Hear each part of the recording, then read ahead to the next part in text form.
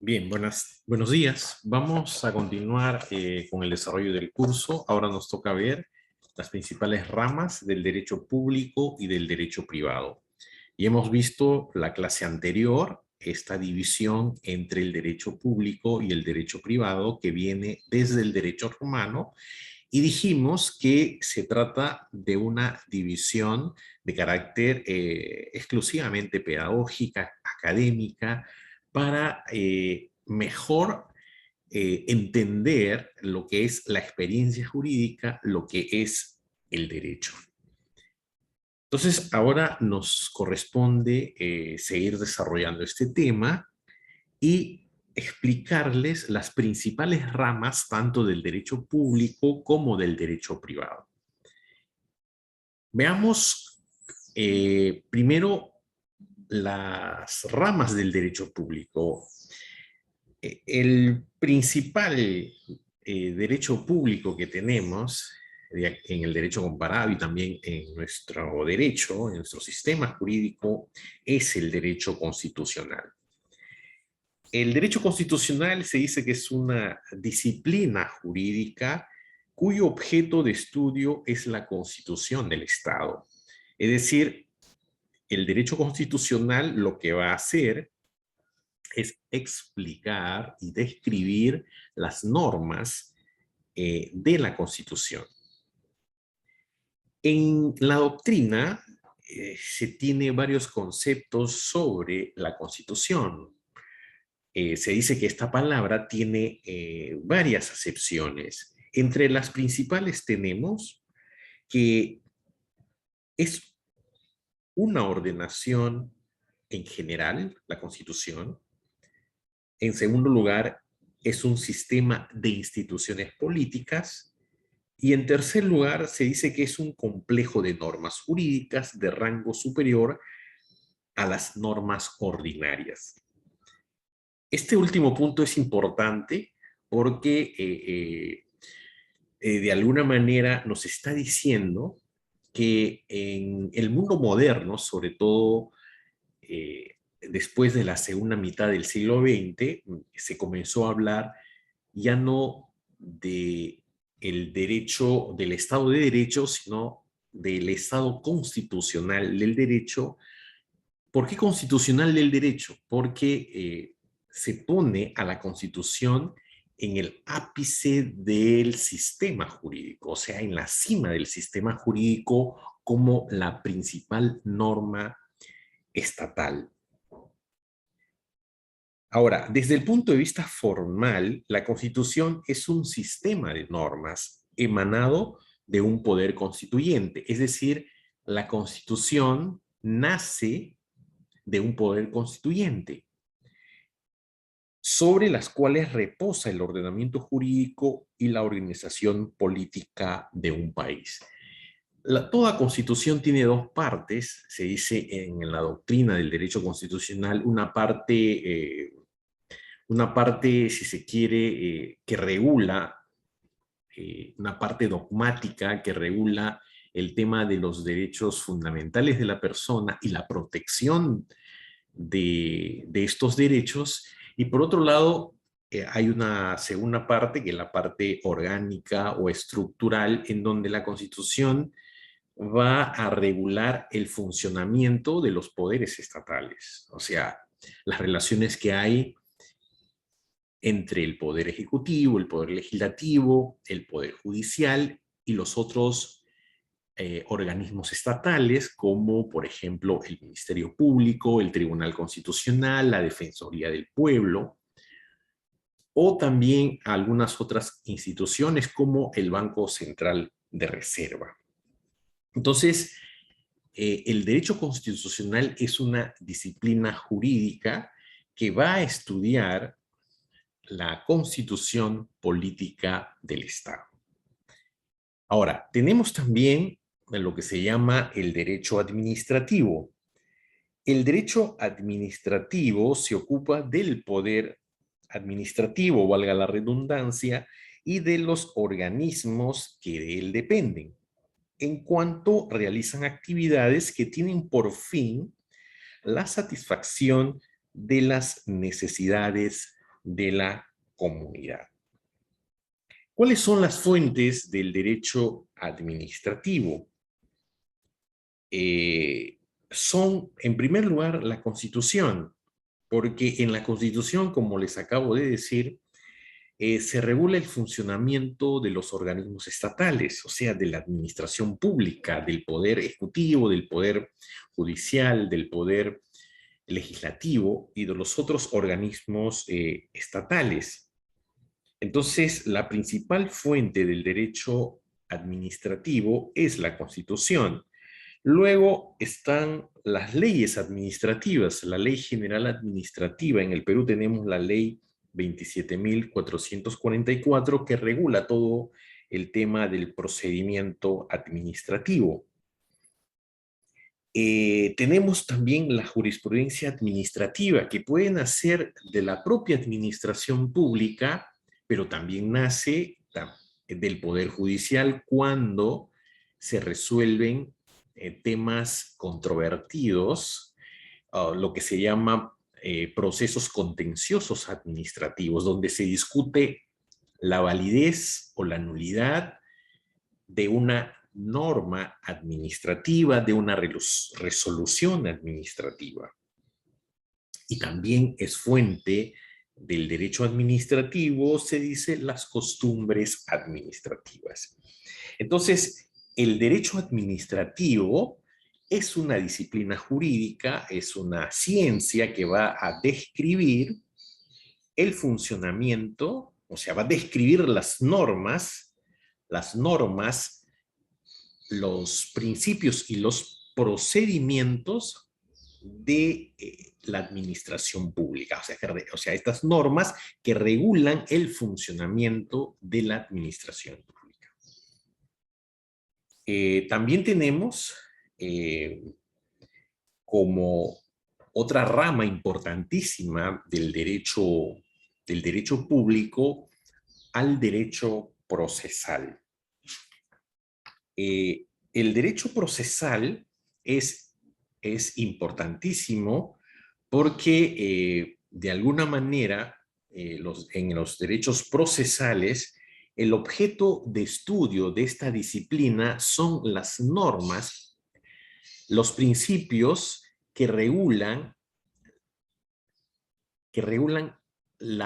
el proceso judicial, ya sea constitucional, ya sea civil, penal, laboral o administrativo.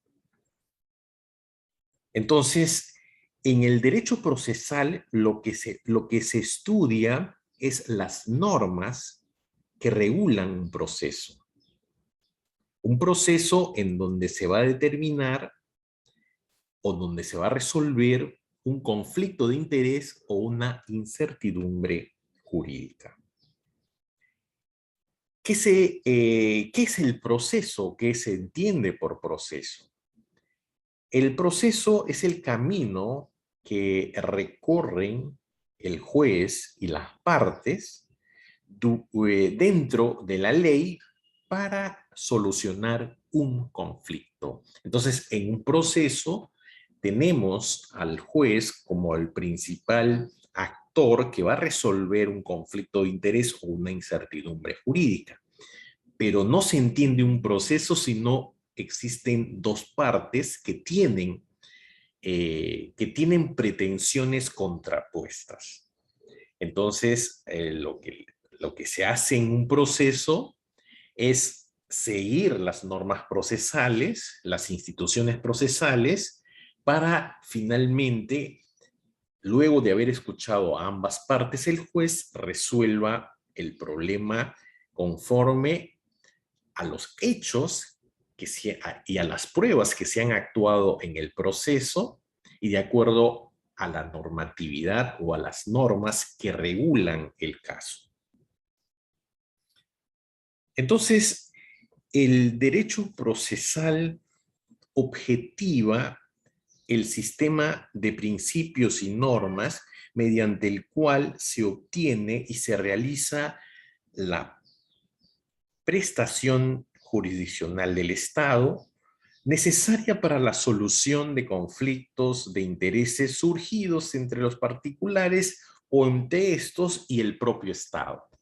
O sea, en un proceso, las partes pueden ser personas particulares, pero eventualmente y en muchos casos, el Estado litiga con un particular. Los temas de estudios más relevantes del derecho procesal son la acción, el proceso y la litis. Se puede hablar hasta de 5 tipos de derecho procesal, como está en la diapositiva. Tenemos, en primer lugar, el derecho procesal constitucional. Es aquel que regula los procesos establecidos en la Constitución, como son la acción de inconstitucionalidad, la acción popular, la acción de cumplimiento, la acción de amparo, la acción de habeas corpus y la acción de habeas data. Entonces, el derecho procesal constitucional lo que hace es estudiar estas normas que están contenidas en la Constitución, pero también en nuestro Código Procesal Constitucional, porque nosotros ya tenemos en el Perú un Código Procesal Constitucional que regula estos procesos constitucionales que en principio se han dado para la protección de los derechos fundamentales de la persona, pero hay algunos procesos que tienen que ver como la acción de constitucionalidad cuando se realiza un control de la constitucionalidad de las leyes. O en todo caso, cuando se realiza un control de los reglamentos que dicta el Poder Ejecutivo, que se hace a través de la acción popular, y la acción de cumplimiento, que es una acción dirigida contra una entidad del Estado o contra cualquier funcionario público renuente a acatar alguna norma dictada por el Estado o a acatar alguna resolución judicial. Ahora, tenemos también el derecho procesal civil. El derecho procesal civil es aquel que da solución a los conflictos que surgen en las actividades de orden privado, que pueden ser de carácter civil o de carácter comercial. Entonces, el derecho procesal civil es una disciplina jurídica que va a estudiar las normas que regulan el proceso civil, en donde se van a resolver problemas entre los particulares, generalmente. Excepcionalmente podría entrar el Estado. Entonces, el derecho procesal civil es una disciplina jurídica que va a describir, explicar estas normas contenidas en el Código Procesal Civil. Luego tenemos el derecho procesal penal, que es una disciplina jurídica también importante, que regula las formas mediante la cual el Estado resuelve los conflictos surgidos por infracción de la ley penal. Es decir, a las personas que cometen ilícitos penales, que cometen delitos o faltas, van a ser procesadas para determinar la pena que les corresponda. Entonces, en el Código Procesal Penal se regula esta actividad jurisdiccional de los jueces y de los imputados en un proceso penal y de la función que le corresponde al Ministerio Público. Luego tenemos el derecho procesal laboral. El derecho procesal laboral también es una disciplina jurídica que va a estudiar, que va a describir y que regula la forma en que se resuelven los conflictos que se suscitan en la relación entre los trabajadores y sus empleadores.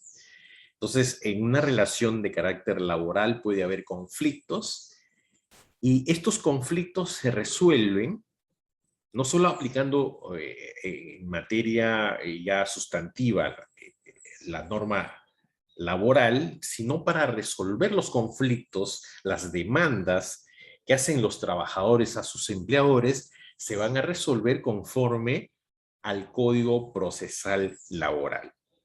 Igual que en el proceso civil, aquí vamos a tener al empleador como una de las partes y al trabajador, que usualmente es el demandante, que tiene una pretensión de carácter laboral y que demanda a su empleador por algún incumplimiento del contrato de trabajo.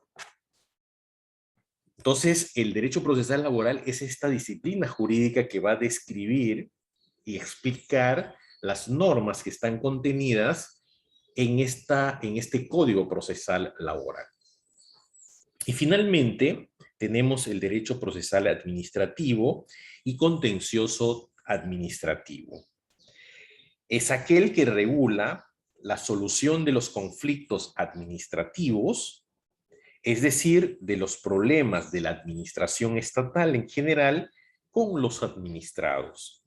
Hay dos niveles, el de la sede administrativa, por un lado, y por otro lado, el de la sede judicial, llamada también de los procesos contenciosos administrativos, porque cuando se resuelve un problema administrativo en la administración pública, se dice que no hay cosa juzgada. Y por tanto, como no hay cosa juzgada, este tema puede ser revisado en sede judicial, entonces es el Poder Judicial el que va a resolver en última instancia este problema que hay entre la administración pública y los administrados, y cuando se dicta una sentencia en última instancia y ya no haya recursos impugnatorios contra esta resolución, ya vamos a hablar de una cosa juzgada administrativa y ya no se podría ventilar ni a nivel administrativo ni a nivel judicial, porque se trata de una cosa juzgada, de una cosa ya resuelta en el Poder Judicial. Tenemos también como rama del derecho público al derecho tributario. El derecho tributario lo que hace es regula el sistema de las contribuciones que hacen los ciudadanos al Estado. O sea, tenemos un código tributario en donde se van a regular estas situaciones de las contribuciones, de los impuestos, de las contribuciones y de las tasas que se tienen que pagar por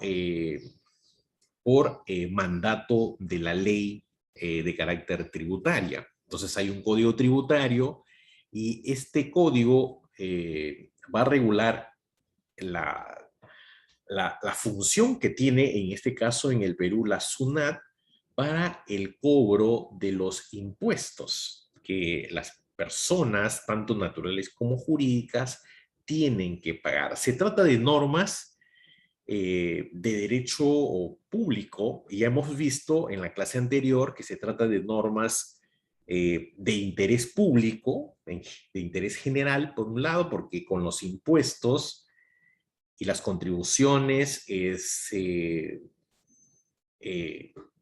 pueden o se sustenta la administración estatal, se pagan a los funcionarios, se hacen proyectos, se hacen carreteras, se hacen edificaciones, se pagan a maestros, se pagan a jueces con los impuestos. Y en el caso de las tasas, el contribuyente lo que va a hacer es pagar por un servicio que le da el Estado. Por ejemplo, los derechos que se pagan para la inscripción de un título en la SUNAR, en los registros públicos, se paga esta tasa por el servicio que presta, en este caso, la Superintendencia Nacional de los Registros Públicos.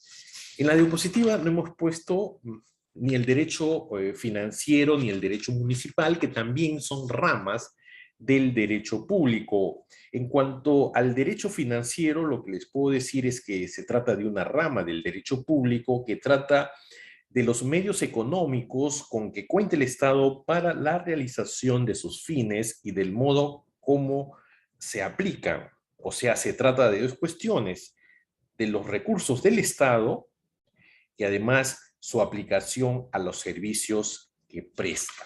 Ese es en cuanto al derecho financiero. Entonces, lo que hay que tener en cuenta en esta disciplina jurídica, en esta ciencia jurídica, es que los recursos del Estado provienen de los tributos. O sea, el derecho financiero y el derecho tributario están íntimamente ligados. Eh, entonces, hay una relación muy íntima porque con el derecho tributario se va a regular la forma de recaudar los impuestos, o sea, las contribuciones, y el derecho financiero se va a encargar de regular los gastos que va a hacer el Estado, o sea, la administración pública, para su mejor funcionamiento y los servicios que debe dar el Estado a la población en general, como los servicios de educación, los servicios de salud, que son los más importantes. Y también, no está en la diapositiva, hay un derecho también llamado municipal, que es un derecho público que estudia la organización de los gobiernos locales, o sea, regula el funcionamiento de los municipios y cómo funcionan estos gobiernos locales. O sea, puede tratarse de un gobierno de carácter provincial, distrital o también de algunas poblaciones importantes que no necesariamente son distritales. Entonces, el derecho municipal va a regular, o sea, o va a estudiar estas normas que regulan el funcionamiento de los gobiernos locales, de las municipalidades y de los servicios que dan las municipalidades a sus vecinos, o sea, a las personas que viven en una determinada provincia o a un determinado distrito. Bien, eso es en cuanto a las principales ramas. Ya ustedes, del derecho público, ya ustedes en su momento van a llevar un curso de derecho constitucional o ya de pronto ya lo están llevando, o en el siguiente semestre o ciclo lo van a llevar.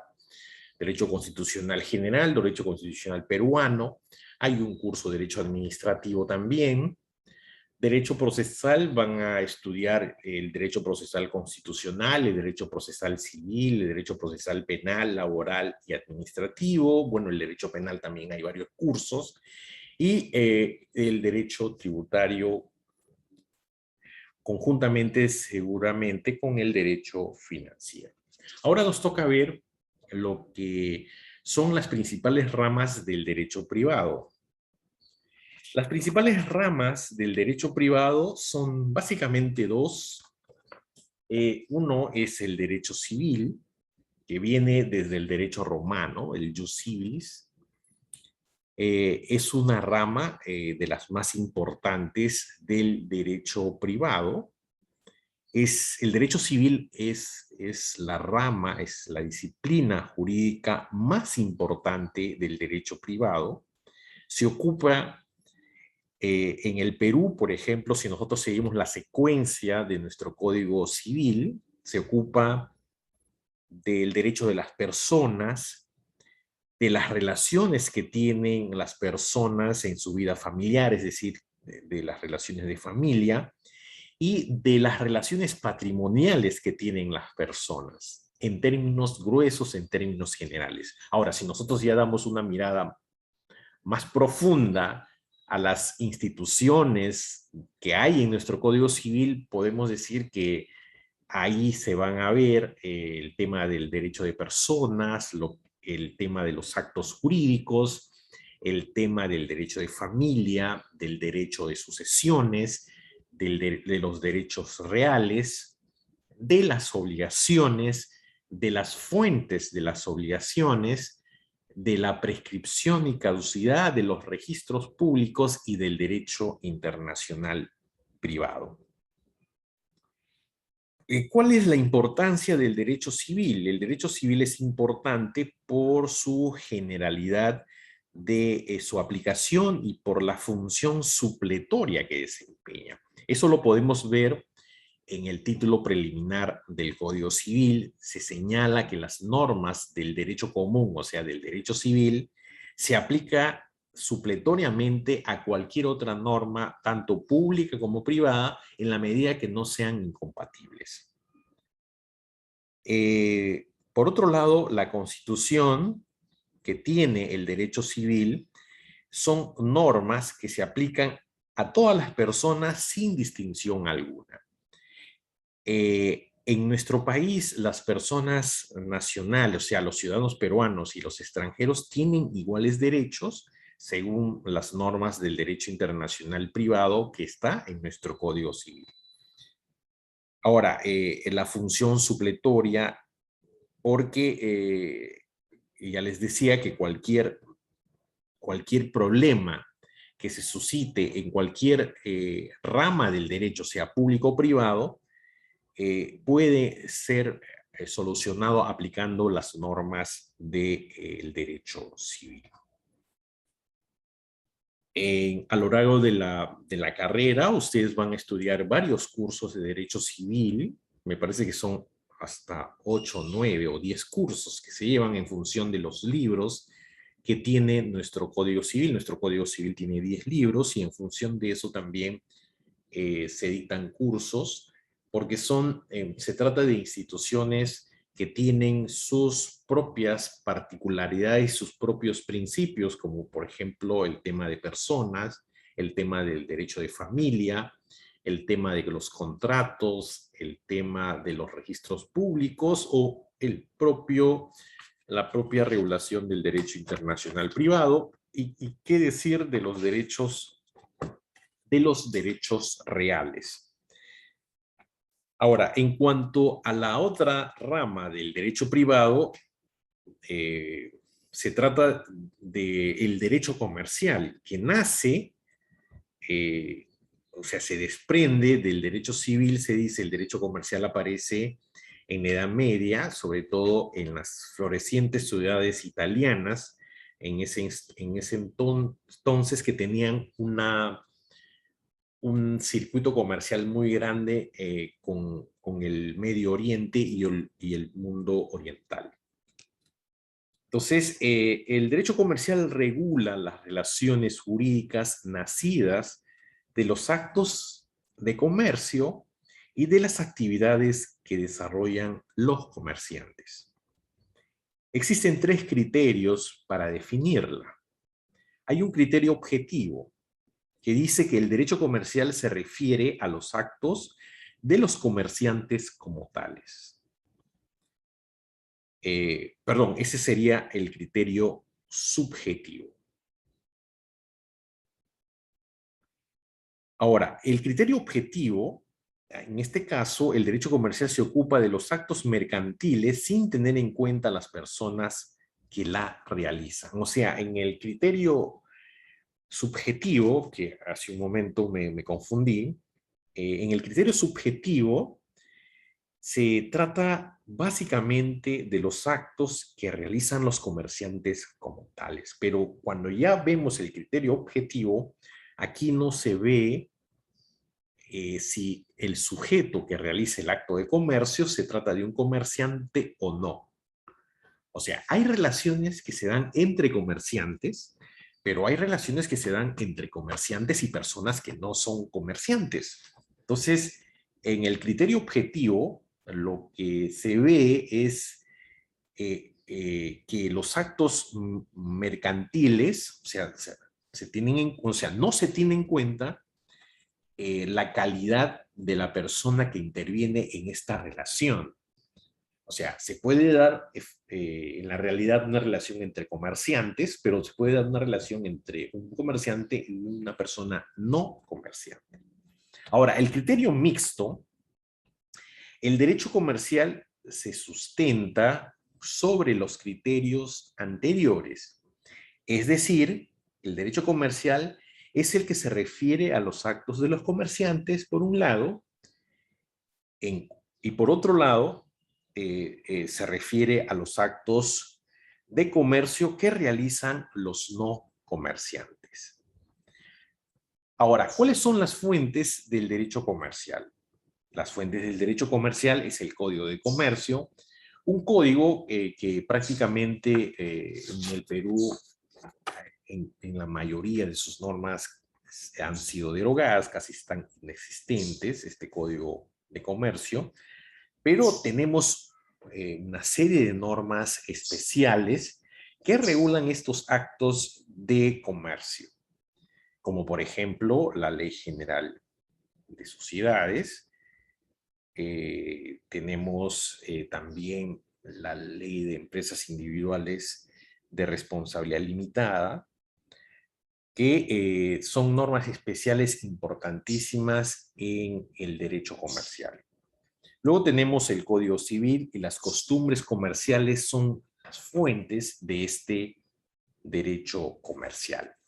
Y finalmente, para ir terminando esta clase, esta presentación, se dice, hay algunos autores, en algunos manuales de derecho, de introducción al derecho, se habla de derechos mixtos cuando o sea, hay una combinación o no está definido las normas de subordinación o coordinación o las normas si se tratan de interés general o de interés privado. Entonces se habla de derechos mixtos, como se pone como ejemplo fundamental al derecho laboral.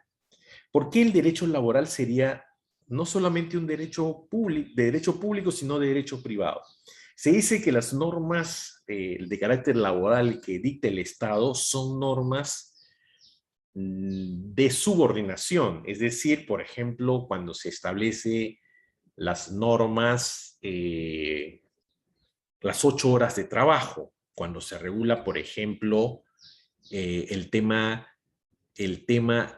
de las jornadas más allá de las 8 horas de trabajo, o cuando, por ejemplo, son normas de derecho público en materia laboral, cuando se hacen suspensiones, en este caso, por ejemplo, el gobierno puede establecer feriados, y ahí es de obligatorio cumplimiento.